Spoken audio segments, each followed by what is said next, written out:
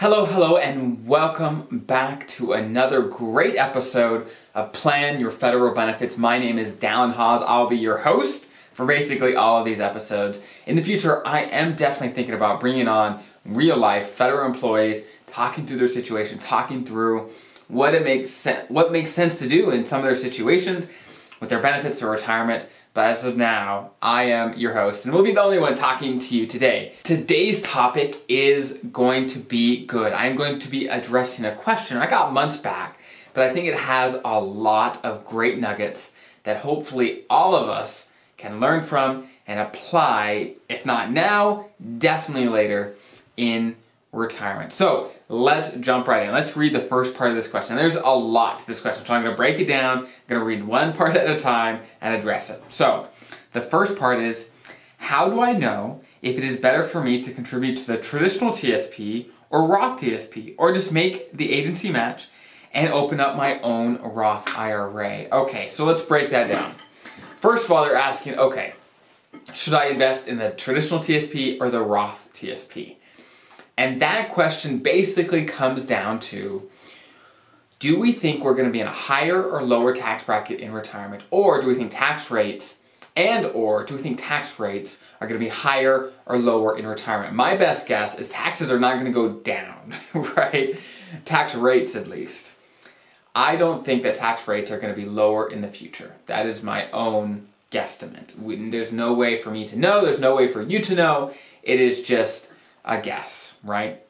Now, when you look at your income, you want to say, okay, if I am, let's say, in your very early earning years, and relatively speaking, you're going to be making a lot more later in your career, then maybe it makes sense to use the Roth TSP right now, right? That means that first, you don't need the tax deduction that you'd get from the traditional side of the TSP, and the Roth money that you're going to be setting aside has a lot more years to compound, and all that growth in there comes out tax-free. So there's a number of things to think about, and there's no perfect solution.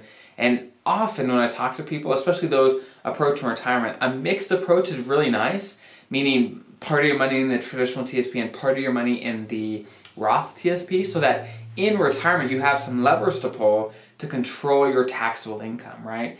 Maybe you have, let's say, a rental property or some of the things that trigger high income in a year, where you can say, hey, I have this Roth IRA, Roth TSP, so I'll take my expense money to live off of from that account to keep my taxes lower, right? So there's a lot of things to think about when it comes to the traditional versus Roth, but those are some of my thoughts and some things that you should consider when trying to make this decision.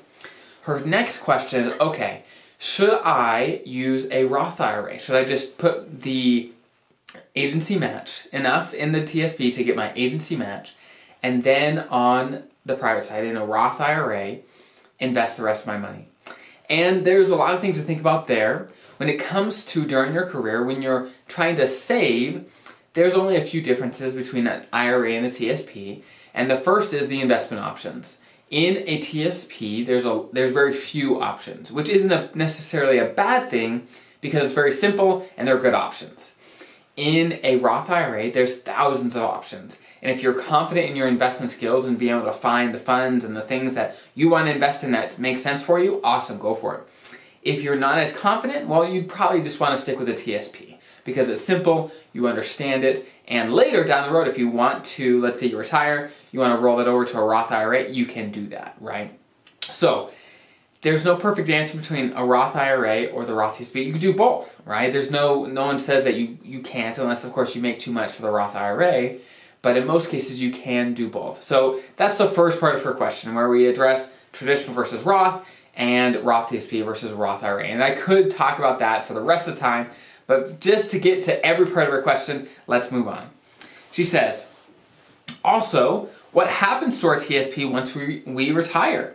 Do we have to roll it over to an IRA so that we can get growth on the account? Or are we able to get a monthly, quarterly, or yearly stipend? Okay, so when you retire, you can leave your money in the TSP. There's no one or nothing that says that you have to take it out. Now, can you take it out? Yes.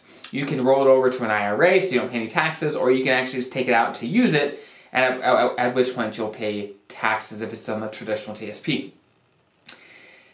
And when it comes to retirement, there's lots of ways to take it out. You could take it out in just a lump sum, a portion of it, just say, hey, a one-time payment, boom.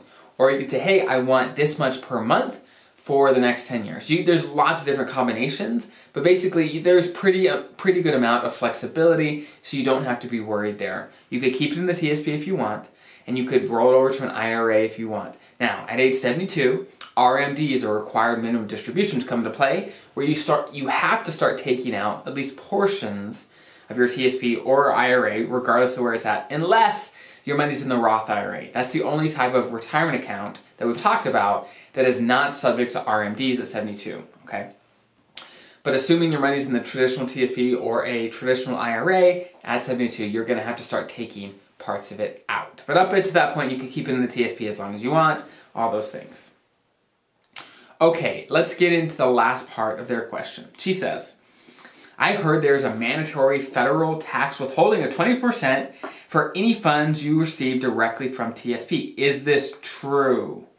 No matter what tax bracket I may be in, will I be taxed at 20%?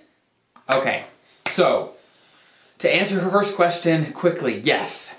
When you take a withdrawal from the TSP, they have a default required 20% withholding for tax, okay? So let's say you take 100 grand out of the TSP. 20% or 20 grand, they're gonna keep a hold of, and they're gonna send you a check for 80, okay? Because the IRS wants to make sure that they get paid. Now, that 20% means nothing about what actual amount of taxes you are gonna owe. It could be more than 20%, it could be lower than 20%. All they do is set that aside, send it to the IRS and say, hey, this is going to be a tax payment. You may get a tax refund, or you still may owe tax come April 15th when you file, but we are gonna set this aside for now, okay? So you can't get around that. So in retirement, definitely plan for this. So let's say if you need 10 grand for whatever reason, then you have to get more than 10 grand out of your TSP to actually be left with the 10 grand after that 20% withholding. So make sure you understand that when you're starting to take money out, so that you don't get surprised when you get less than you actually asked for. So that's how it works in a nutshell. That's a lot about the TSP and how it works, the different options. And I'm sure I could talk about each one of these individually for an hour, right? And I do sometimes, right? But I think for you, the important thing is to take what I'm talking about, take the nugget, say, hey, what he just mentioned there, that's interesting. I think that applies to me, and I think that'll be helpful for me. You take it, you Google it, you do research, you learn, and you ask questions, whether it's on my YouTube comment section or with coworkers. You learn, you research, and you learn more. I can't cover every little detail in my 10 to 15 minute videos. I can't. But definitely look into the things I'm talking about more, so that you can learn for yourself how this applies for you. So I hope this was helpful. If you have any questions you'd like me to answer, put in the comments section. I'll do my best to answer all the questions that I get. I definitely can't get to all of them, but I'll do my very best. So I hope this is helpful. Have a great rest of your day, and I will see you next time.